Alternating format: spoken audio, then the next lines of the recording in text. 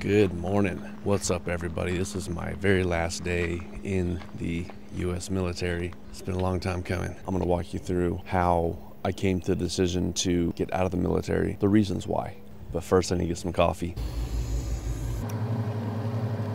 I'm back, having a latte, Air Force style. Didn't quite fix the hair. We'll throw a hat on there, but there's still one elephant in the room that I haven't brought up yet, and that is the beard. How did the beard happen? Well, that's terminal leave for you. I did also get into a different program that allowed me to be on a TDY status for the last 5 months that did not require me to shave, which is quite nice. I actually got to go scuba diving for quite a bit, but we will dive into that, pun intended, another time. All right, so let's talk about the Air Force, the military. At the end, I'll give you 5 reasons why I got out. But first, where did it all start? So I joined late in life. I joined when I was 28. I had multiple different jobs and careers. I was in college for applied physiology. I was looking at what it was going to cost me getting my master's and ultimately decided that there was a better way to do it. I was actually more interested in the financial world, in investment, specifically real estate investments. Ended up being exposed to a career path in the military that put you on path to learn a language, a foreign language, and go work with that. So after visiting the language school, I decided that I wanted to do this. So I went and talked to a recruiter, told them what I wanted to do. So I went to basic training. Just to sum up my career, I mean, the Air Force has been awesome to me for the most part. And that's the big caveat. That's the big asterisk here, right? Is for the most part. Definitely set me up for some investment opportunities financially, which I'll dig into also in another video. But what I want to just cover today is just what my career was like going through it, and specifically why I'm getting out. I went to basic training like everybody else does in San Antonio, sweated my ass off in the Texas heat, marching around and running every morning, which was great. And then immediately off to the language school. Spent a year at the language school getting my brain dismantled and restructured with a foreign language. And then I went to a different tech school for a few months and ultimately onto my duty station, which was where I was slated to be for the rest of my enlistment contract. Went to my job there and it was awesome.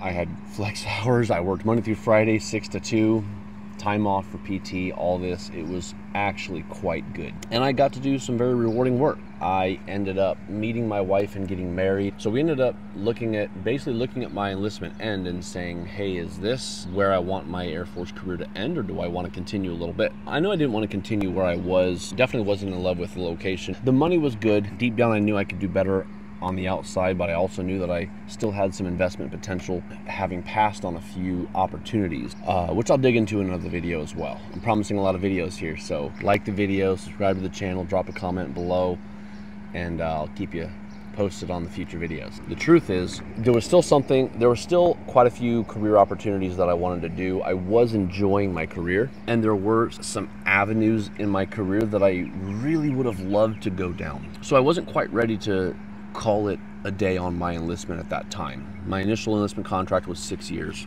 So when I was just shy of 5 years, I extended for 21 months. I volunteered to go to Alaska, moved to Alaska. And that's where everything changed for me in the Air Force.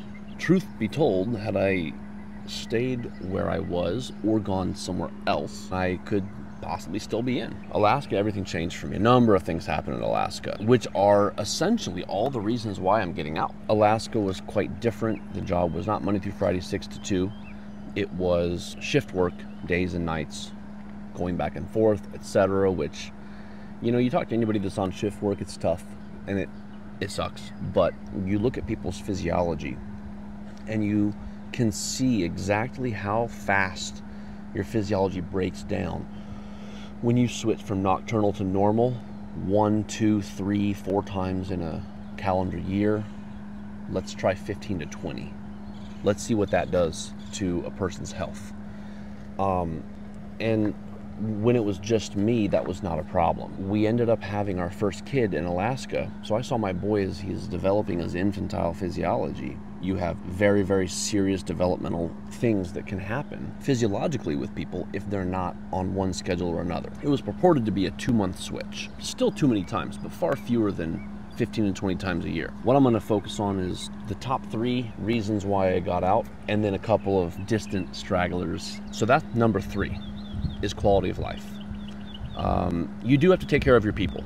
And if you don't take care of your people, then your people are going to leave. Now, in the civilian world, if I'm a civilian nurse, once I have a better job, I quit the one that I'm working. In the military, it's not that way. If you don't want to do what they tell you to do, then you get thrown in prison. Point number 2 are changes in compensation. So the military is an all-volunteer force. We know that back in 100+ years ago, people joined the military and were paid a very, very small amount of money. Essentially, they were just fed, and sometimes barely fed. So technically, there is actually no pay for military members. It is simply compensation. Compensation in the military involves actual money pay, housing stipend, food stipend, and then it also involves all the things that actually aren't paid out in a dollar fashion. You've got health insurance, education benefits, and I have no gripe about the actual benefits that I've received because I'm actually leaving the military with multiple college degrees. But the issue that I do have with changes in compensation kind of began right away, actually. When I joined in 2016, I knew that I was going to get degrees when I joined the military, but I also knew that if I was diligent during my time in to get those degrees, which everybody should, you should always use tuition assistance, by the way. I came in very strategically. So my plan was, I'm going to join, and if I have dependents, at the time I was unmarried with no kids, if I have dependents along the way, I'm going to give my GI Bill to one of my kids. And at the time, the policy said, you join, you serve 36 months, you earn the GI Bill, and then you give it away whenever you want. You didn't spend it, give it away. Within a couple months of me joining the military, the policy changed that you had to serve 10 years in order to be able to give your GI Bill away. When it comes to pay, multiple things along the way would change. You know, I volunteered to go to Alaska knowing the pay was going to be available there because the cost of living in Alaska is exorbitantly higher than most places in the lower 48. There's a little bit extra compensation that was offered to help, right? A little bit to help offset that. About a year and a half into my 3 years in Alaska, the Air Force came along and said, we're slashing this slight additional allowance for Alaska. And they had their reasons for doing so, which I thought were garbage reasons. And ultimately, there's people like myself who volunteered to go there, and then midstream up there, they're going to go ahead and take away a massive, it was going to come out to be roughly a 15% pay cut based on that decision, which is something that I would never sign up for. If I knew that the rules were going to change midstream, I would not have signed up for that. I can't change the agreement that I signed, but the military can change those compensation policies. Reason number 1 is a word that I'm not going to say on this video, but it pertains to all the policies around the jab. The jab, the dreaded jab. I didn't take the jab, and I wasn't going to. When it rolled out, I did my research, I educated myself, thoroughly watched the data, the facts, looked at the tactics that were being used, and made an evaluation for myself based on what I had learned. And I chose not to do it, and I stuck by that decision. I made that decision in response to the mandate, the jab mandate that came out, and that happened to be about 4 months before my first son was born. And so it was definitely not an easy decision if I could be punished and kicked out of the military for not taking the jab. And I knew that that was a possibility. And while I didn't want that to happen, I and my wife lived under the fear of me getting kicked out. A lot of folks were getting kicked out with 72 hours notice. My decision to not take that jab should have been my right to make a religious decision for myself and my own body. My choice! My choice!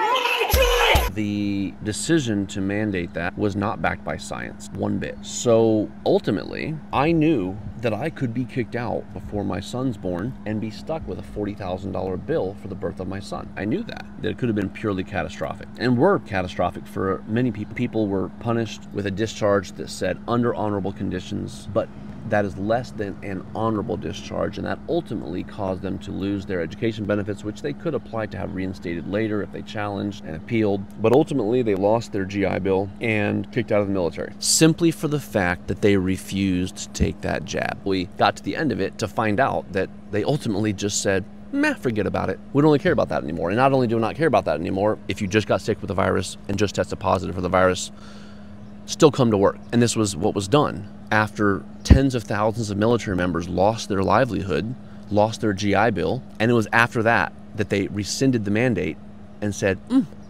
don't even care about the virus at all. If you have it, come to work and be close to everybody else. We don't care.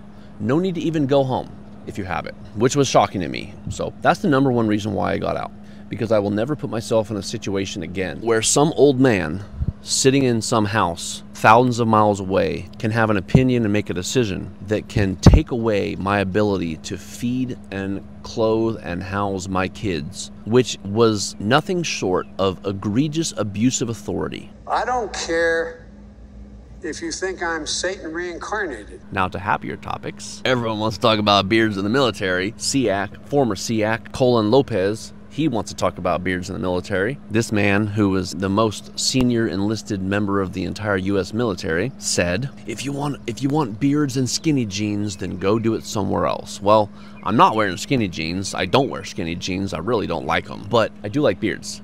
And there's a lot of military members that have skin issues and hair growth issues, and some that just like growing beards. And there was a strong push against that, and I disagree with that a lot. This is my number 4 reason.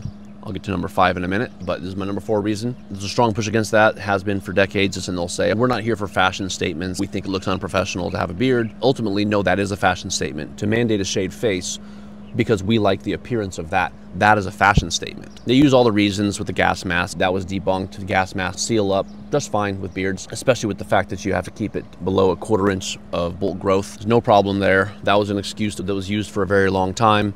And ultimately, now they just have to resort to the professionalism statement. Ultimately, they call it a fashion statement to have a beard. I call it a fashion statement to mandate shaved faces. And so we disagree, and they hold the power in the military, and so I said, great. So 5th reason is CBD and hemp products. And what's very interesting about that is CBD and hemp have a variety of medicinal benefits. Its wellness properties are quite established, but unfortunately, hemp remains a Schedule I federally illegal substance. I actually have some lower back issues. I had an injury in tech school in the military, which resulted in a couple of bulging discs and some sciatica, etc. Right? So I went to the doctor multiple times for that, and ultimately through the years I was not able to get any chiropractic care because TRICARE does not believe in chiropractic care.